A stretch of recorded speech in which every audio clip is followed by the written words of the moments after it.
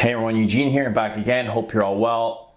Gonna review for you today Cartier's Oud and Oud, which is from their exclusive Les Heures Voyageuses exclusive line consisting of 6 Oud perfumes in total, which were released in waves of 3. The first being Oud and Rose, Oud and Musk, Oud and Oud, and the second being Oud Radu, Oud and Santal, and Oud Absolute.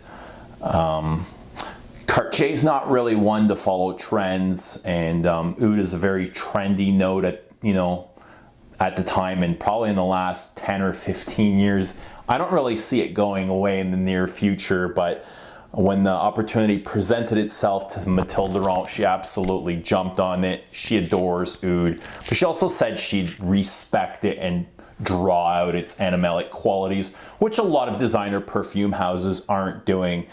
And one of the reasons I don't really care for the note of Oud, to me, a lot of these perfumes, they're just kind of like screechy and scratchy and synthetic, headache inducing, and they just basically smell like chemicals to me, especially at the designer level. And to get a good appreciation of Oud, you'd probably have to go to the Middle East and try out some authentic Oud, which I don't believe a lot of brands are using. It's all just synthetic compounds. Cartier claims that there is authentic Oud in this. How much or how little, I'm not exactly sure, but it definitely doesn't smell synthetic to me. It's a very high quality perfume, extremely well crafted, and one of my favorite collections, or this is one of my favorite Oud based perfumes that I've ever smelled. And I'd put it up there with MFK's Cashmere and Velvet Mood, along with Guerlain's Songe d'un Bois d'été.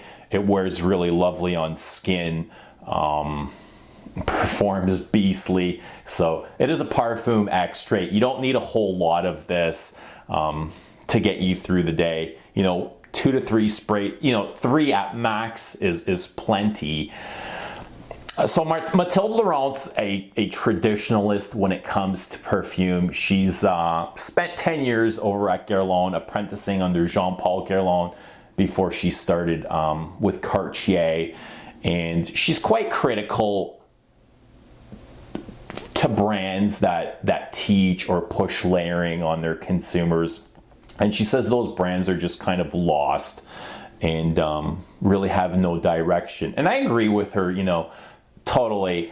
I think for me, perfume is an art, and it should be treated as an art. And to have to wear 2 perfumes to get a full experience just kind of tells me that the perfumes are incomplete, and I'd rather just wear one. And it's just out of respect to respect the art, to respect the perfumer, the creation. It's almost like watching 2 movies or reading 2 books at the same time. It gets a little bit chaotic, and you kind of lose touch of what the perfumer's trying to tell you. So she did claim to draw out the animalic aspects of Oud, and she definitely delivers in the whole line, especially Oud and Oud. To me, it's quite animalic. I wouldn't call it exactly barnyardy. It's not very poopy, but it's probably the leather note drawing out that animalistic vibe. There's quite a bit of leather in the opening of this, which I love. It's got all the notes that I adore are in here. I actually do like Oud when it's well crafted. I love wood notes. This is loaded with a lot of wood, but I do love leathers and patchoulis, which there is a lot of in here. So the leather kind of opens up quite leathery with smoking wood chips, a lot of incense and smoke, so I can just kind of see that. Patchouli, it's got a very scratchy, earthy, brown toned patchouli. Almost textured like a tweed jacket. So, I can definitely see this being worn on cold fall nights. Cartier doesn't really release a note pyramid for this, so you're left guessing on your own. And I definitely say there's a nice sandalwood note in here that that adds a lot of creamy warmth and depth to this in the base. There's a lot of contrast to this perfume, which I love, and it definitely takes time to develop, but so it's a very bold perfume, and it's definitely a statement maker, not something for every day.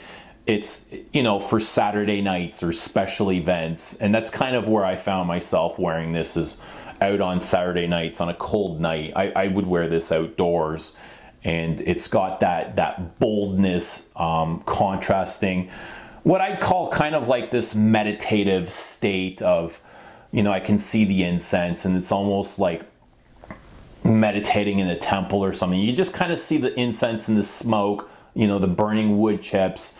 So the smoke is just kind of flickering and doing this little dance, you know how smoke does. And, you know, it's got this warmth, the animalic qualities just kind of bouncing off of each other. And it's got a great evaporation curve, which I love. You know, a lot of the oils are evaporating at different times, causing contrast off of your skin.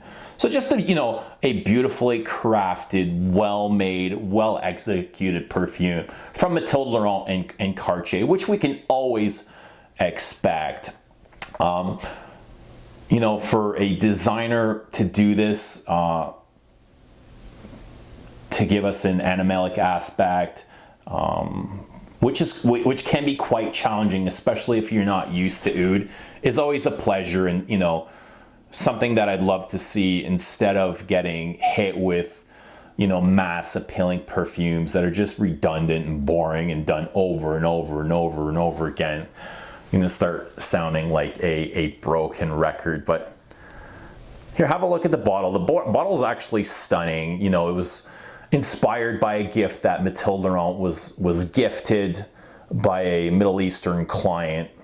I'm not sure what that was, but that's all Cartier kind of provides us. The Oud Absolute, I find, is based around the same perfume. Like I said earlier, this is a Parfum concentration. The Oud Absolute is listed as Parfum Absolute concentration, which is just this amped up to, you know, jumbo 747 levels. It's just massive. Probably not necessary to own both. This is a very loud perfume on its own, and the Absolute is just, you know, takes on a completely different level. But to me, they're basically the very same perfumes based off of smoke, leathers, scratchy patchoulis, and creamy sandalwoods. So that's what Oud and Oud is to me. You know, it's a very complex, a very dynamic perfume, just like the rest of them are in this collection. Very well made. So, not really sure what to say. This kind of perfumes inspired me to check out more high quality oud based perfumes, and I've kind of gone the route of Xerjoff, and, you know, the one perfume I've tried from them has disappointed me greatly, enough where I don't want to search out anything else from that brand. And it's kind of taught me a lesson of, you know, be happy with what you have, because I do love this perfume and the whole collection, and I should have just, you know, been happy with it and stayed there. But instead as a selfish perfume lover, I wanted to explore and seek out something else, and I kind of got burned for it. But, you know, no big deal. I've still got these to fall back on.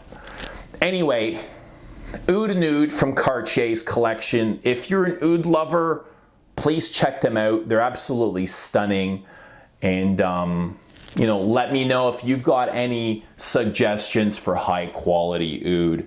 Anyway, I want to thank you all for watching. Have a good night, and we'll see you soon.